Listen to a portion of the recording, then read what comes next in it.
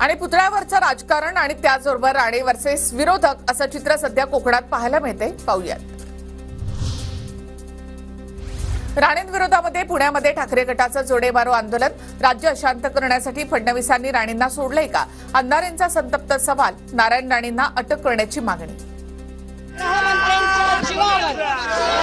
हातात घेत नारायण राणे उद्दामपणाची गुंडगिरीची भाषा करतात. पत्रकारांच्या हातातले दूध काढून घेतात. पत्रकार देतात.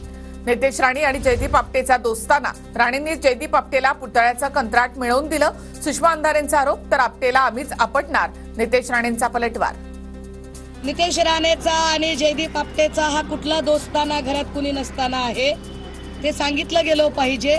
हा काय संदर्भ आहे, ये रिश्ता क्या कहलाता है, याच्यावर उत्तर देवेंद्र फडणवीसांनी द्यायला. राणेंवर बोलण्यासाठी रश्मी ठाकरे जबरदस्ती करायच्या, मनीषा कायंदे म्हणाल्या. तसंच आता पद मिळवण्यासाठी अंधारे रश्मी ठाकरेंना खुश करतायत. नितेश राणेंची खोचक टीका. सुषमा अंधारेंची चूक नाहीये. बिचारीला पद मिळवण्यासाठी रश्मी ठाकरेंना खुश करते, बाकी काय. राजकोट किल्ल्यावर झालेल्या राड्याप्रकरणी 42 जणांवर गुन्हे दाखल. काल राजकोट किल्ल्यावर ठाकरे गट आणि राणे समर्थकांमध्ये राडा.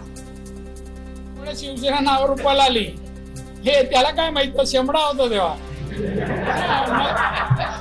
त्याला काय माहित शिवसेना उद्धवला तरी काय माहित हो. भाजपचे गुंड गृह खात्यावर थुंकले. पोलिसांची कॉलर पकडली. फडणवीसांना लाज वाटायला हवी. पोलिसांना सन्मान देऊ शकत नाही तर राजीनामा द्या. राजकोट किल्ल्यावरील राड्यानंतर राऊत आक्रमक. गृह मंत्रालय को शर्म आनी चाहिए कि उनके पुलिस के ऊपर कुछ गुंडे उनके पार्टी के थूकते हैं, उनके मुंह पर, पुलिस के मुंह पर थूकते हैं जाकर. देखा आपने कल. मरण्याची धमकी दिल्याप्रकरणी राणेंची पोलिसात तक्रार करणार. मात्र राणेंचा बॉस सागर बंगल्यावर न्याय मिळणार का माहित नाही. ठाकरे गटाच्या वैभव नाईकांचा निशाणा. नारायण राणेची आक्रमक बोलण्याची पद्धत. नारायण राणे धमक्या देतील असं वाटत नाही. राणेंच्या धमकीवर देवेंद्र फडणवीसांची प्रतिक्रिया.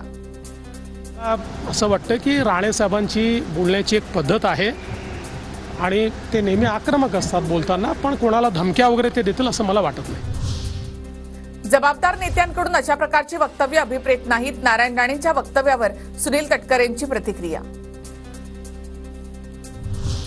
मालवण पुतळा दुर्घटना प्रकरणामधील शिल्पकार जयदीप आपटे आणि कंत्राटदार चेतन पाटीलचा पोलिसांकडून शोध सुरू. आरोपींचा शोध घेण्यासाठी कॉल डेटा रेकॉर्डचा वापर.